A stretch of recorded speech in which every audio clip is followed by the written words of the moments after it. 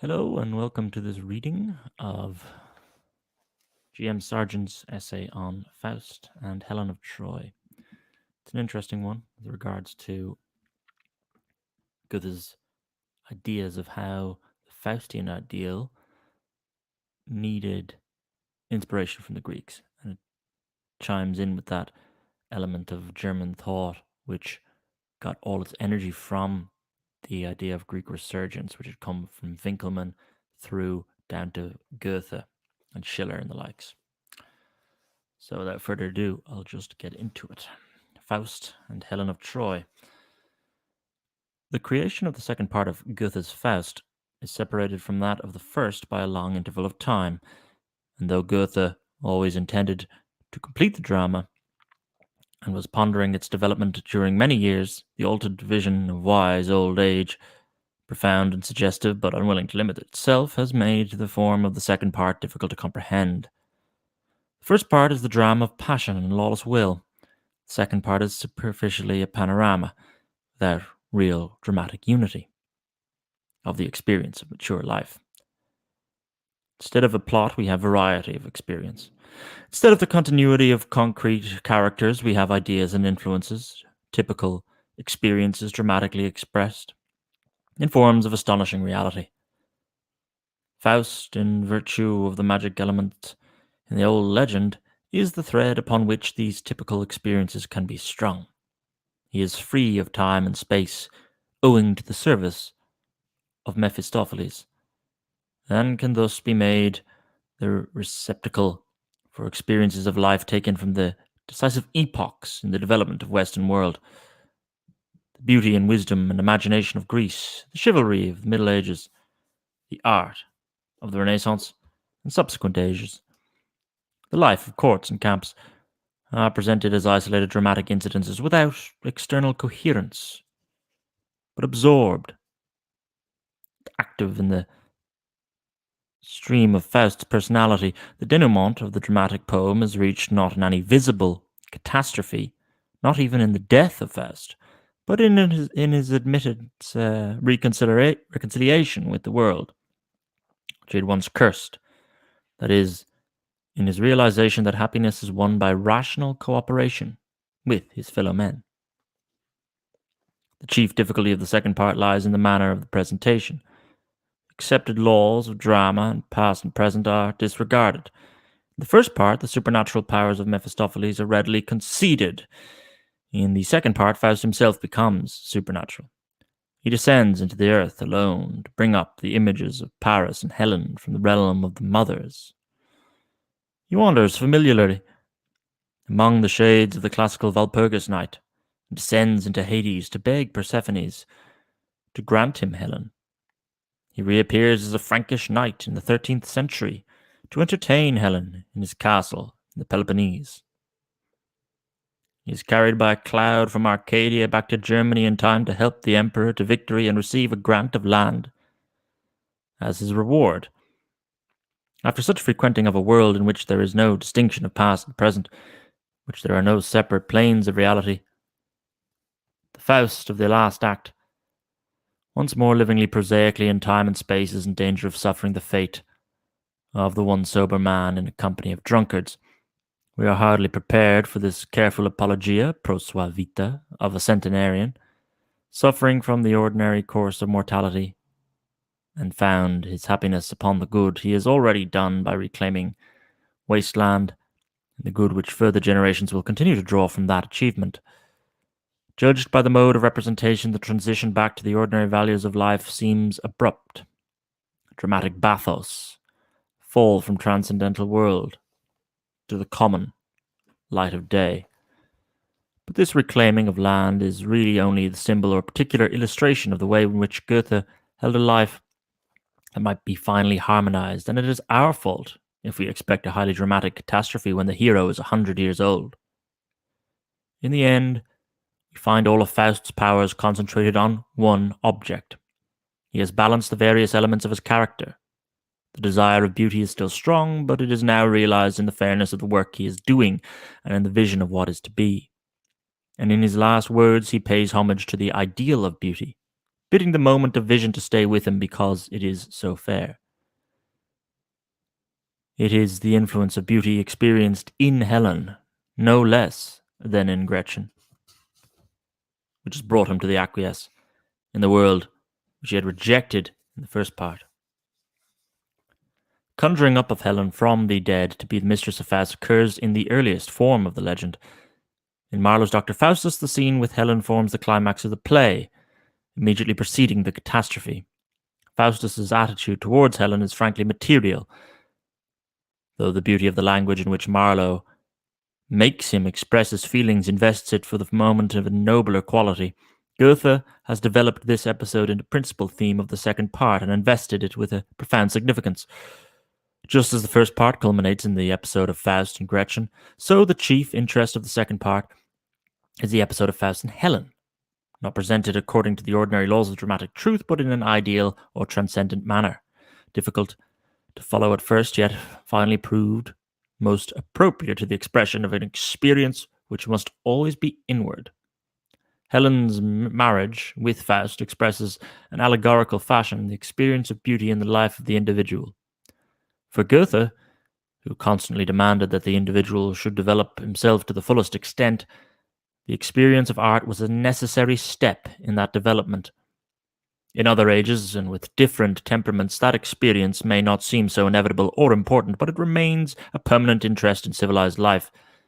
And the artistic presentation of such a theme by a poet, who was also a deep thinker and a master of practical wisdom, can hardly fail to contain moments of revelation and inspiration. Nothing could be more natural in the way in which Faust enters upon his exploration of the world of beauty. A chance incident, the emperor's wish that Faust, as the professor of magical powers, should bring on the court stage the forms of Paris and Helen, is the occasion of his aesthetic conversion. Quite unsuspectingly, Faust is confronted by a form of beauty and at once responds to the appeal. The nature of his need hitherto felt only as a vague dissatisfaction with the emptiness of life, and the possibility of its satisfaction is borne in on him at one and the same moment. He recognizes in Helen's beauty something that could give inspiration and value to the life which he was dissipating. Dressed as a priest, with a wreath on his head, the outward signs of his consecration to a new ideal, he thus addresses the form of Helen. Have I still eyes, as beauty's very spring, full gushing to mine inmost sense revealed? Most blessed gain doth my dread journey bring, how blank to me the world, its depths unsealed. What is this since my priesthood's solemn hour, enduring firmly based, precious dower, vanish from me of life the breathing power, if even thought I e'er from thee decline? Part 2, Act 1. The translation is 1880s from Swanwick. In the second act, Faust begins his experience of beauty in two principal forms: womanly beauty as a power in men's lives, theme that was very dear to Goethe, and artistic beauty, inevitably expressed in that age under the forms of classical art. Into this world, Faust is introduced not by Mephistopheles, who knows nothing of Greece, but by Homunculus, the mannequin of the alchemists, whom Dr. Wagner has importunately produced according to the prescription in a glass bottle. Homunculus is the most fanciful and puzzling of all Goethe's creatures. We may perhaps see it in a personification of the overdeveloped imaginative intellect, able to enter into and interpret the experiences of others, but haunted by the unreality of its own one-sided existence, and eagerly seeking how it may pass into a form of life where the balance of body and spirit may be restored. But though Faust is absent or silent during most of classical Walpurgis Night, the scene is closely connected with the development of his mind. It is the preparation for his meeting with Helen, the ideal of Hellenic beauty. It is his initiation into the world of Greek art. But he is not initiated personally. It would have been tedious for him to review all the artistic forms of Greek imagination with which this scene teems. They are rather to be conceived as influences present, so to speak, in the air which he breathes in Greece and absorbed by him during this wonderful, timeless night before he reappears to welcome Helen's return to Greece in the next act. In its totality, the scene brings us a large number of mythological figures, progressing from half-human, for instance the sphinxes, to the completely human, the lowest possessing a clear and definite nature, the highest an equal clearness of form, instinct, with a ceaseless activity and lust for action and self-expression. Virility and power to impress are felt everywhere in this world. We can see how free Goethe was from all that feeble classicism which imagines the Greek spirit to be a sentimental yearning for the creation or enjoyment of the pretty and graceful. The life and beauty of Greece at their highest development were essentially masculine and active. Those Praxitelean shapes of which Shelley sang belonged to the period of failing strength. Charon expresses the true Greek feeling in his few lines of comment about women to Faust. "O woman's beauty, empty words I find, such beauty is too oft a lifeless stick. The only shape that can enchant my mind is one that's vigorous, full of joy and quick. Mere beauty's lifeless. With its self-content, by charm alone I suffer ravishment." At the opening of the third act, Helen is discovered standing in front of Menelaus' palace at Sparta, and near her are grouped the chorus, a band of captive Trojan maidens. She announces that she has just returned from Troy and that her husband Menelaus, who is remaining on the shore to review his warriors, has sent her on in advance to prepare everything for a solemn sacrifice. Nothing, however, has been said about the victims to be offered, and Helen is troubled by the thought that she herself may be the destined sacrifice. The first suggestion of anything peculiar in the situation comes with Helen's entry into the palace. As she mounts the steps, the palace seems to her the same, yet not the same, as in bygone days. Quote, "The royal house, long missed, oft yearned for, well nigh forfeited. Before mine eyes, once more it stands, I know not how." End quote. Hardly have the chorus finished their first ode when Helen returns in evident dismay and describes the strange experience which had befallen her within. The curious foreboding which she had felt outside the palace had been increased on her entry. Quote, "I wondered at the drear and silent corridors, fell on mine ear no sound of busy servitors, no stir of rapid haste officious met my gaze. Before me there appeared no maid, no stewardess, whoever stranger erst with friendly greeting hailed. But when I neared at length the bosom of the heart, there saw I the light of dimly smouldering fire, crouched on the ground, a crone closed veiled, of stature huge, not like to one asleep, but absorbed in thought." Close quote. And when Helen would pass into her bedchamber, the form sprang up. Quote, "Barring with lordly mien my passage, she herself in haggard height displays with hollow eyes blood grimmed, an aspect weird and strange, confounding eye and thought." Close quote. When this mysterious and disquieting being, whose name is Phorkys, comes out from the palace, the action is precipitated. After some curious wrangling between her and the chorus and Helen, in which Helen's unreality becomes more and more evident, Phorkys learns that a sacrifice is to be prepared. She has little difficulty in convincing them that they are to be victims, and induces them to follow her to a place of refuge near Sparta, where, in the absence of Menelaus, some northern invaders have established themselves in a castle, a novel and magnificent architecture. Here, the last hints of the earlier passage are confirmed, and it made amply clear that Helen and the chorus are no real personage of flesh and blood, for these northern invaders are the Frankish conquerors of Morea, and their leader is Faust, miraculously translated from Germany to Greece and enjoying another cycle of experience. This moment of transition from the classical to the medieval world is a suitable point at which to pause and consider the peculiar quality of this opening scene. It is the point where the symbolic nature of the drama becomes evident. The characters cease to be concrete personalities and pass into symbols, certain ideas and influences, and the interest lies more in the expression of those influences, of which the characters are the symbols, than in the development of real individuality. The style of the scene is exactly that of Greek tragedy. The narrative part is written in Alexandrines, 6-foot iambic lines. The diction, it's full and smooth, simple and lucid, and reproduces so closely the texture of classical tragedy that this scene might be a translation executed by a highly gifted poet. It is, of course, quite clear that Goethe did not wish to make a simple parody of Greek drama. The quality of the scene is so equably illumined by The high light of poetry is far removed from parody. What he has really achieved is to fix in clear form the ideas of physical and artistic beauty as he, at least, understood them to have existed for the Greeks. The former is personified in Helen, the latter in the literary composition of the scene, but as the scene advances and Helen's bodily reality appears more and more ghostly, she becomes the symbol of Greek beauty, freed by the lapse of time from all physical and material elements, possessing, like the language in which she speaks, that intangible grace of form and matter so simple and plain to see, yet so elusive to grasp. It is preeminently a beauty of rational form, the pleasure derived from watching the orderly development of an action or idea in which the emotions and instincts of the heart have little share. All through this opening scene, the lucid exposition of facts, movement by discussion in question and answer, is the controlling principle. The tone is classical or real, in contrast with the romantic quality of the following scene, and the appreciation of such art belongs rather to the intellect than to the heart.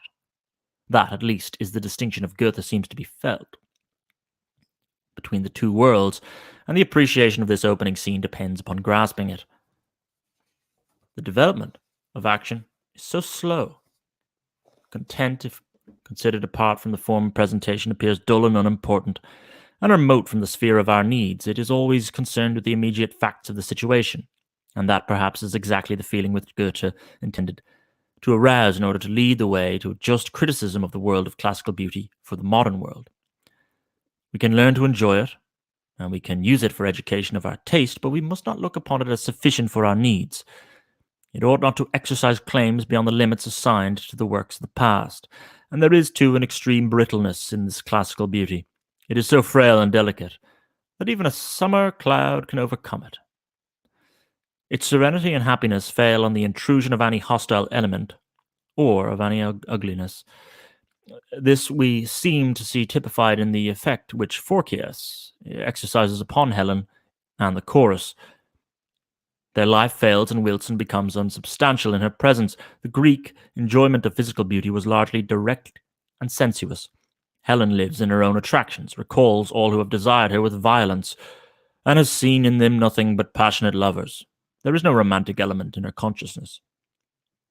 The more spiritual or romantic conception of beauty belongs to another age, of which Faust is the representative. In the next scene, where we find Helen and the chorus within the castle in medieval Greece. Presently, Faust enters in the rich court attire of a knight, bringing with him a man in chains, Lynceus, who was, as watcher upon the castle tower, had failed to warn him of Helen's approach. In his defense, spoken in rhyming quatrains, a sign that we have passed beyond the form of classical world, Lynceus pleads that he was so overcome by the vision of Helen's beauty that he forgot all his duties to his master. Quote, watching for the morning, gazing eastward, for its rising low on the south my vision dazing, rose the sun a wondrous show.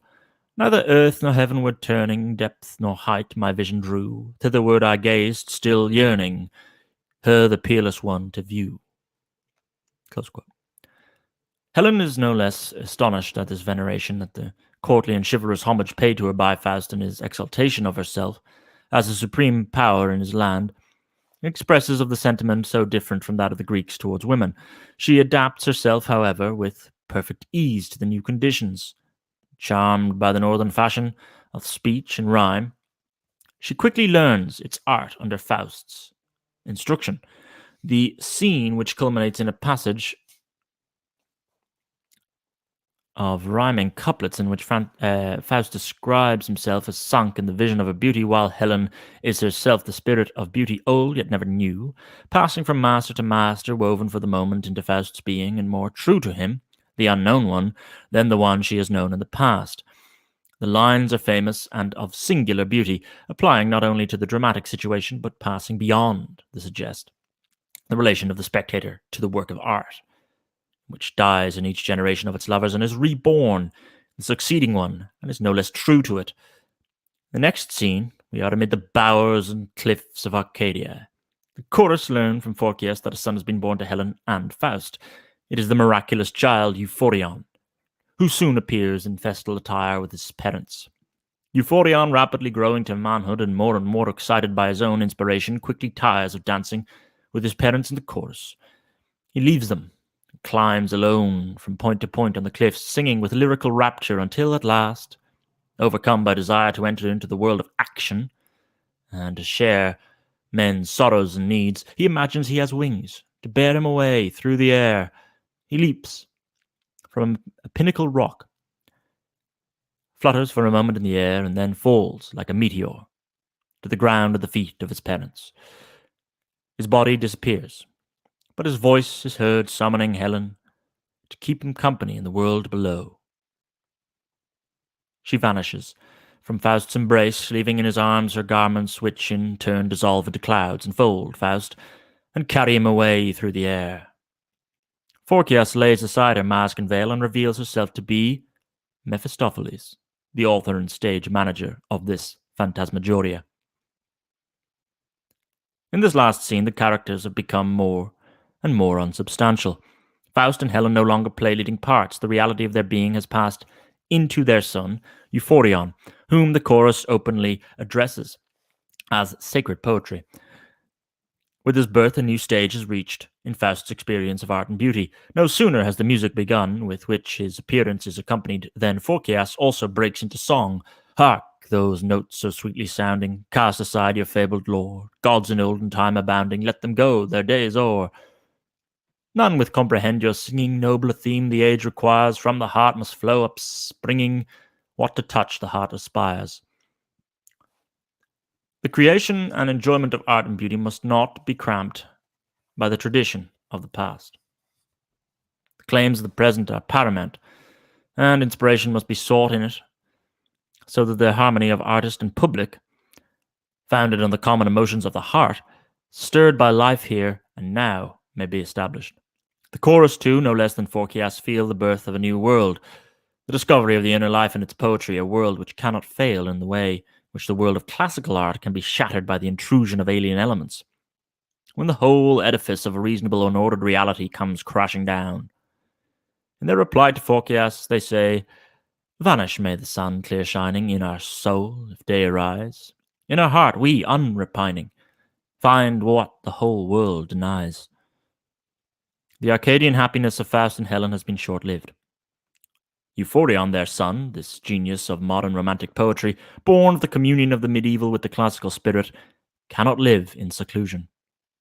He must break with the classical tradition, which would confine him to the ancient forms and moderate his transports. There is incorporated in him a lyric endeavor to reach the ideal, as well as a daylight and striving altogether alien from the serenity of Greek art in the 6th and 5th centuries BC, whose evidence and difference we may measure here by contrasting the calm beginning of this act with the excitement of its close. Euphorion longs for the world of living men, from which to draw vitality and inspiration instead of looking back and with regret on the past and idly repeating the pleasures of appreciation. So Faust is not overcome by the death of Euphorion and the return of Helen to her own world of shades. He has gained knowledge of art and beauty, and the knowledge remains with him, symbolized in the garments of Helen, left in his arms a power to raise him above all common things, which he can use for consolation and delight, but which he cannot live.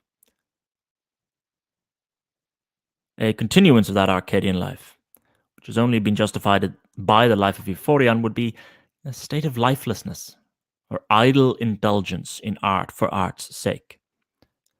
Faust has heard the voice of his own son calling him forth to action.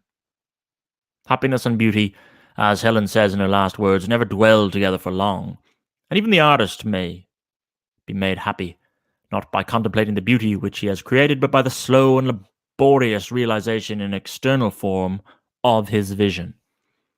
And Faust, who was not a type of artist, but a man engaged in learning the lessons of life, could no more have rested content in an artistic Arcadia than a capable and active mind could remain indefinitely in the south, merely contemplating the remains of ancient Greece and of Rome. Speech, with which Faust begins the 4th act, is really the seal upon his experiences in the 3rd, The forms of the world of classical beauty have entered into his mind as a permanent quality. He is alone on a mountain top, and the clouds which brought him there are rolling away to the east. As they mingle and change their outlines, he fancies he sees in them majestic forms of beauty. Juno, Leda, Helen. He can now speak of their loveliness with serenity of mind. Once the mere name of Helen had driven him into a passionate excitement, and now his will has been purified and calmed. And then another fancied shape in the clouds brings back to the thought of his first love, that of Gretchen. His beauty he now sees and values rightly, looking back on it with regret as possessing a spiritual quality, a moral and physical fairness and freshness denied to his more mature experiences. This passage may be considered the epilogue to this strange and beautiful episode. A first reading must always prove a difficult task because of the strange fusion of the different worlds and planes of existence, but in the work of a poet at his best, Dante is the most sublime example of its truth. Nothing is past, nothing is dead. Distinctions of past and present, of what is historical, imaginative, they vanish into transforming light of poetry. Omnia mutatur nihil interit. And in the reading of the second part of Faust, it is wise to bear always in mind the words with which Goethe concluded the whole drama. Quote, "All that is transitory is but a symbol. Here what is incomplete finds its completion. What cannot be described here has been realized." Close quote. For there is little difference between the kingdom of heaven, the chorus of Mysticus here described it, and the world of the artist's vision.